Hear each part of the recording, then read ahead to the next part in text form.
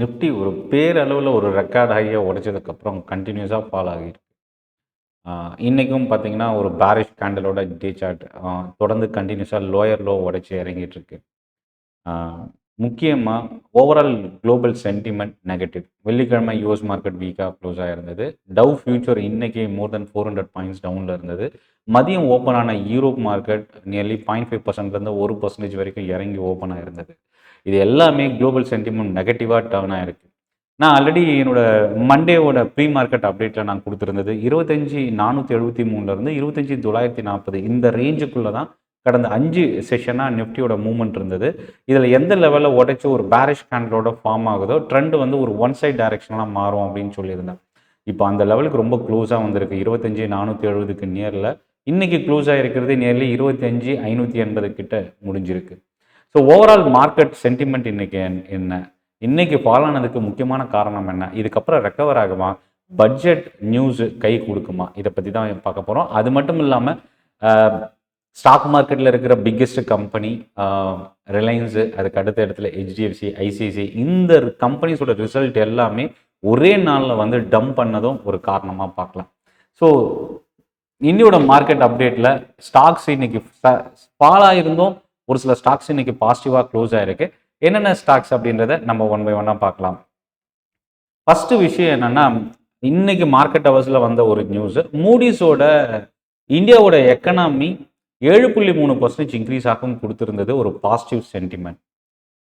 ஆக்சுவலாக இன்னைக்கு மார்க்கெட்டில் ட்ரம்ப்போட 10% டாரிஃப் பிப்ரவரி 1 யூரோப் கண்ட்ரீஸ்க்கு இம்போஸ் பண்ணியிருக்கிறாங்க. இது பிப்ரவரி 1 ஸ்டார்ட் ஆகுது. ஆனால் இதே 10% ஜூன் 1 25% இன்க்ரீஸ் ஆகுது. இதுதான் கடந்த வெள்ளிக்கிழமையிலிருந்து மார்க்கெட் நெகட்டிவ் டைரக்ஷனில் மார்க்கெட் மூவ் ஆகிறதுக்கு ஒரு காரணமாக இருந்தது.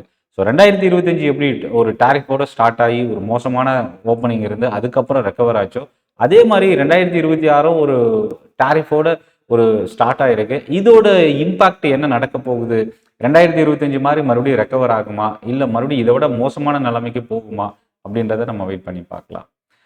பட்ஜெட் பிப்ரவரி 1 ஞாயிற்றுக்கிழமை. ஸோ அன்னைக்கு ட்ரேடிங் செஷன் பிப்ரவரி 1 அன்னைக்கு கமெண்ட்ஸ் பண்ணுறதா NSE கொடுத்துருக்குறாங்க. ஸோ சண்டேல மார்க்கெட் பட்ஜெட்டுக்காக ஓப்பன் ஆகுது.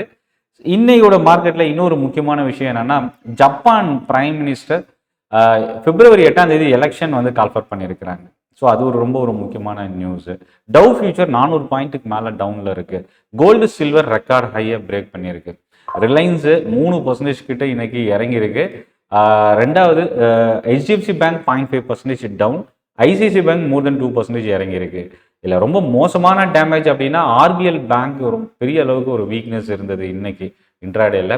கடந்த வாரம் வெள்ளிக்கிழமை ஃபெடரல் பேங்க்கினுடைய ரிசல்ட்டு இன்னைக்கும் மோர் தென் 3% இன்க்ரீஸ் ஆகிறதுக்கு ஹெல்ப் பண்ணியிருக்கு. வெள்ளிக்கிழமை நியர்லி 8 to 10% கிட்ட பாசிட்டிவாக இருந்தது. ஸோ இன்னைக்கு அதிகமான வாலட்டிலிட்டிக்கான முக்கியமான ரீசன் ட்ரம்போட டாரிஃப். இப்போ நிஃப்டியோட டெக்னிக்கல் பற்றி பார்த்துடலாம். இன்னைக்கு ஒரு பேரிஷ் கேண்டல் தான், அப்பர் வீக் இல்லை, ஆனால் லோயர் வீக் வந்து கொஞ்சம் லாங்காக இருக்கு.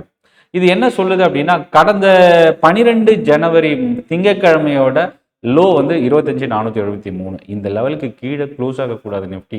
அப்படி க்ளோஸ் ஆச்சுன்னா அதான் இப்போ இருக்கிற ப்ரைஸ்லேருந்து கிட்டத்தட்ட ஒரு 110 பாயிண்ட் தான் அடுத்த சப்போர்ட் ஜோன்.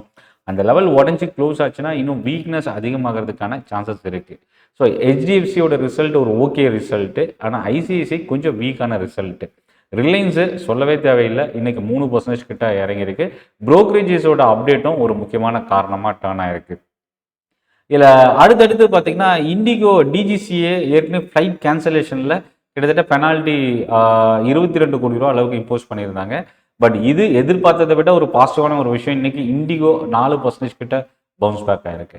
பாரத் கோக்கிங் கோல் இன்னைக்கு ஸ்டாக் மார்க்கெட்டை கலக்குன ஒரு புது IPO, கோல் இந்தியாவோட சப்சிடி கம்பெனி. கிட்டத்தட்ட இன்னைக்கு வந்து பார்த்தீங்கன்னா 90%க்கு மேலே ஒரு ப்ரீமியம் லிஸ்டிங், எதிர்பார்த்ததை விட ஒரு பெட்டரான லிஸ்டிங் அப்படின்னு கூட சொல்லலாம். ஏன்னா மோர் தென் 100 டைம்ஸ்க்கு மேலே சப்ஸ்கிரிப்ஷன்ஸ் நடந்தது. இதில் ஆல்மோஸ்ட் நிறைய பேருக்கு கிடைக்காமலே போயிருக்கு. இந்த IPO கிடைச்சிருந்தா அது ஒரு பெரிய ஜாக்பாட்டாக இருந்திருக்கும் அப்படின்னு நினைக்கிறேன். உங்களுக்கு கிடைச்சிருந்தாவும் நீங்கள் கமெண்ட்டில் வந்து நீங்கள் மெசேஜ் பண்ணலாம். டோரன் ஃபார்மா கவர்மெண்ட்டோட phase 3 அப்ரூவல் ரிசீவ் பண்ணியிருக்கிறாங்க அவங்களோட ட்ரக்குக்காக. இன்னைக்கு 1%க்கு மேலே பாசிட்டிவாக க்ளோஸ் ஆகிருக்கு. எல்என்டி ஃபினான்ஸோட ரிசல்ட் ஓப்பனிங்கில் வீக்காக இருந்தது, பட் அதுக்கப்புறம் டே லோவில் இருந்து மோர் தென் 4 to 5% மேலே ரெக்கவர் ஆச்சு. பட் க்ளோசிங்கில் 1% பாசிட்டிவாக முடிஞ்சிருக்கு. இன்னைக்கு லைவ் மார்க்கெட்டில் ரிசல்ட் வந்த ஒரு சில கம்பெனிஸ், பிஹெச்எல், பெல், ப்ராஃபிட் வந்து 390 கோடி ரூபா, ஏற்கனவே 134 கோடி ரூபாயில இருந்து கிட்டத்தட்ட 2.5 மடங்குக்கு மேலே இன்க்ரீஸ் ஆயிருக்கு. ரெவன்யூ 16% கிட்ட இன்க்ரீஸ் ஆயிருக்கு. பட் ஆனால் இந்த ஸ்டாக் இன்னைக்கு 1% டவுனில் தான் க்ளோஸ் ஆயிருக்கு. ஹாட்சன் அக்ரோவோட ரிசல்ட் எதிர்பார்த்ததை விட பெட்டராக இருந்தது. 3% இன்னைக்கு பாசிட்டிவாக க்ளோஸ் ஆயிருக்கு.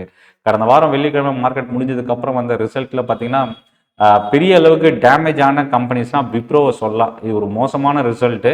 ஆனால் இதில் என்னென்னா விப்ரோ, இன்ஃபோசிஸ் வெள்ளிக்கிழமை ஒரு ஸ்ட்ராங்கான பாசிட்டிவ் சென்டிமெண்ட்டை ஐடி செக்டாருக்கு கொடுத்தது. உடனே அதை விப்ரோ டேமேஜ் பண்ணியிருக்கு.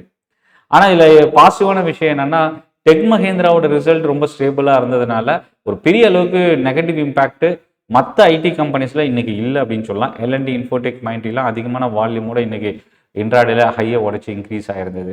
இன்னைக்கு ரிசல்ட்டில் 16% ஒரு ஸ்டாக் இன்க்ரீஸ் ஆயிருக்கு, ஜிண்டால் சா. அது மட்டும் இல்லை, மெட்டல் ஸ்டாக்ஸில் இன்னைக்கு பையிங் இருந்தது. காப்பர் ஸ்டாக்ஸில் இன்னைக்கு செல்லிங் ப்ரெஷர் இருந்தது. இந்துஸ்தான் காப்பர், வேதாந்தாலாம் கொஞ்சம் வீக்காக இருந்தாலும் பட் நார்மல் மெட்டல் ஸ்டாக்ஸில் இன்னைக்கு பையிங் டர்னாக இருந்தது. நியூட்ரலாகவும் பாசிட்டிவாகவும் க்ளோஸ் ஆகிருந்தது. ஜிண்டால் ஸ்டீல், டாடா ஸ்டீல், இந்த ஸ்டாக்ஸ்லாம். இண்டால்கோ டவுனில் இருந்தாலும் ரெக்கவர் ஆக ட்ரை பண்ணியிருந்தது இன்னைக்கு. இதை தாண்டி ஜேஎஸ்டபிள்யூ இன்ஃப்ராவோட ரிசல்ட்டு மோர் தென் 5%. பாலிகேப் வந்து ஓப்பனிங்கில் கொஞ்சம் பெரிய அளவுக்கு இல்லை, பட் மேனேஜ்மெண்ட்டோட கமெண்ட்ரி வந்து பார்த்தீங்கன்னா மோர் தென் 4% இன்னைக்கு இன்க்ரீஸ் ஆகிறதுக்கு ஹெல்ப் பண்ணியிருக்கு. ப்ரைவேட் செக்டார் பேங்க்ஸ், ஹெச்டிஎஃப்சி, ஐசிஐசியோட ரிசல்ட் இன்னைக்கு வந்தோம். கோடெக் பேங்க் இன்னைக்கு பாசிட்டிவாக க்ளோஸ் ஆயிருக்கு. நியர்லி 2% கோடெக் பேங்க் இன்க்ரீஸ் ஆயிருக்கு. டாடா டெக்னாலஜிஸோட ரிசல்ட் இன்னைக்கு 1% பாசிட்டிவாக இருந்தது. கேன்ஃபின் ஹோம் 2% ரிசல்ட்னால பாசிட்டிவாக இருக்கு. நெட்வெப் டெக்னாலஜி மோர் தென் 5 to 6% இன்னைக்கு ரிசல்ட்னால இன்க்ரீஸ் ஆனாலும் பட் அது சர்வைவ் ஆகல. 2% பாசிட்டிவாகவே இன்னைக்கு முடிஞ்சிருக்கு. ஐடிபிஐ பேங்க் ரிசல்ட் 6% இன்னைக்கு இறங்கியிருக்கு. ஸோ இதெல்லாமே இன்னைக்கு இன்ட்ராடேல வந்த ஒரு நியூஸாக பார்க்கலாம். லைவ் மார்க்கெட் முடிகிற செகண்ட் ஹாஃப்ல வந்த ரிசல்ட்னா பஞ்சாப் நேஷனல் பேங்க் ரிசல்ட் தான் ரொம்ப ஒரு ஹைலைட் இன்னைக்கு பிஎஸ்யூ பேங்க்ஸுக்கு. ஓப்பனிங்கில் பாசிட்டிவாக இருந்த பிஎன்பி அதுக்கப்புறம் ரிசல்ட் வந்ததுக்கப்புறம் 3% இறங்கி ஒரு பெரிய அளவுக்கு ஃபால். இன்ட்ரெஸ்ட் இன்கம் வந்து 4% கிட்ட ஃபால் ஆயிருக்கு. அது ஒரு நெகட்டிவ். வாரா இன்கம் வந்து பார்த்தீங்கன்னா வாரா கடனை வந்து கொஞ்சம் கண்ட்ரோல் பண்ணியிருக்கிறது பிஎன்பிக்கு இது ஒரு பாசிட்டிவ். ஐஆர்எஃப்சியோட ரிசல்ட் 1% கிட்ட இன்னைக்கு இறங்கியிருக்கு. இந்துஸ்தான் ஜிங்கோட ரிசல்ட் முக்கியமாக இன்னைக்கு ரிசல்ட் வந்திருக்கு. ப்ளஸ் சில்வர் கோல்டோட ரெக்கார்டு ஹை இன்னைக்கு இந்துஸ்தான் ஜிங்க் ஓப்பனிங்ல இருந்தே பாசிட்டிவாக இருந்தது. பட் ரிசல்ட்டோட இம்பாக்ட் நம்ம நாளைக்கு நம்ம கவனிக்கலாம். ப்ராஃபிட் 46% இன்க்ரீஸ் ஆகி 3879 கோடி ரூபா அளவுக்கு கொடுத்துருக்காங்க இந்துஸ்தான் ஜிங்க்கு. ரெவன்யூ 27% இன்க்ரீஸ் ஆயிருக்கு. மார்ஜின் 52லேருந்து 55 ரைஸ் ஆயிருக்கு. ஸோ இதெல்லாமே இன்னைக்கு இன்ட்ராடேல ஸ்டாக்ஸ் இம்பாக்ட் இருந்தது. அதே போல் வெள்ளிக்கிழமை மார்க்கெட் முடிஞ்சதுக்கு அப்புறம் வந்த நியூஸோட இம்பாக்ட். ஸோ இப்போ நம்ம கவனிக்கக்கூடிய விஷயம் என்ன அப்படின்னா நிஃப்டியோட ரேஞ்சு பேங்க் நிஃப்டி பொறுத்த வரைக்கும் 60,000க்கு கீழே க்ளோஸ் ஆயிருக்கு. 204 பாயிண்ட்ஸ் கிட்ட இறங்கியிருக்கு. நிஃப்டி 109 பாயிண்ட் கிட்ட இறங்கியிருக்கு. 180 190 பாயிண்ட் கிட்ட இறங்கின நிஃப்டி அங்கேருந்து கொஞ்சம் ரெக்கவர் ஆனாலும் அது சர்வைவ் ஆகலை. ஏன் அப்படின்னா மதியம் ஓப்பனான Europe market nearly up to 1% வரைக்கும் இன்னைக்கு டவுனில் இருந்தது. மேபி இன்னைக்கு US market more than 400 points Dow future டவுனில் இருக்கிறது. நாளைக்கும் ஒரு இதே ரேஞ்சில் அமெரிக்காவோட மார்க்கெட்டும் யூரோப் மார்க்கெட்டும் க்ளோஸ் ஆனால் நம்ம இந்தியன் மார்க்கெட் நாளைக்கு ஒரு கேப் டவுன் ஓப்பனிங்கான பாசிபிலிட்டி இருக்குது. இதில் ரொம்ப முக்கியமானது என்னென்னா 25,470ன்றது ஃபஸ்ட்டு சப்போர்ட், 25,300 ரெண்டாவது சப்போர்ட். இந்த 2 லெவல் தான் நாளைக்கு ரொம்ப இன்ட்ராடேல ஒரு குரூஷியல் சப்போர்ட் லெவலாக இருக்க வாய்ப்பு இருக்குது. இதில் இன்னொரு விஷயம் நம்ம கவனிக்க வேண்டியது என்னென்னா ஓவரால் சென்டிமெண்ட் நெகட்டிவாக இருக்கிறதுனால எஃப்எம்சிஜி ஸ்டாக்ஸில் இன்னைக்கு பையிங் கொஞ்சம் அதிகமாக டர்ன் ஆகிருந்தது. செக்டார் பக்கம் வரும்பொழுது இன்னைக்கு எல்லா செக்டாருமே பெரிய அளவுக்கு சர்வைவ் ஆகலை. முக்கியமாக நிஃப்டி ஸ்மால் கேப் இண்டெக்ஸ்லாம் நியர்லி 1% கிட்ட இன்னைக்கு இறங்கியிருந்தது. செக்டாரில் வந்து எஃப்எம்சிஜி 0.6%. இந்த இண்டெக்ஸ் தான் இன்னைக்கு வந்து மோர் தென் ஒரு பாசிட்டிவ் டாப் செக்டோரல் கெய்னராக க்ளோஸ் ஆயிருக்கு. இதை தவிர இன்னைக்கு அதிகமாக இறங்கின இண்டெக்ஸ் அப்படின்னா மீடியா இண்டெக்ஸ் 1.8% இறங்கியிருக்கு. ரியல்டி டோட்டல் டேமேஜ் ஏன்னா 2% கிட்ட இன்னைக்கு இறங்கியிருக்கு. ஆயில் அண்ட் கேஸு 1.5% கிட்ட ஃபால் ஆயிருக்கு. இந்த செஷன் யூஸ்ஃபுல்லாக இருக்கும்னு நினைக்கிறேன். சென்னை ட்ரேடிங் அகாடமி தமிழில் ஸ்டாக் மார்க்கெட்டை லேர்ன் பண்ணுறதுக்கான ஒரு பெஸ்ட் யூடியூப் சேனல். சப்ஸ்கிரைப் பண்ண மறந்துடாதீங்க. இதில் இன்னொரு விஷயம் என்னென்னா ஜனவரி 23 ஆப்ஷன் ட்ரேடிங்கான கோர்ஸ் இருக்குது மதுரையில். ஜனவரி 24 திருச்சியில் ஆப்ஷன் ட்ரேடிங்கான கோர்ஸ் இருக்குது. இந்த 2 கோர்ஸுக்கான லிங்க்கும் டிஸ்கிரிப்ஷனில் கொடுத்துருக்கேன். நீங்கள் ரெஜிஸ்டர் பண்ணிக்கங்க.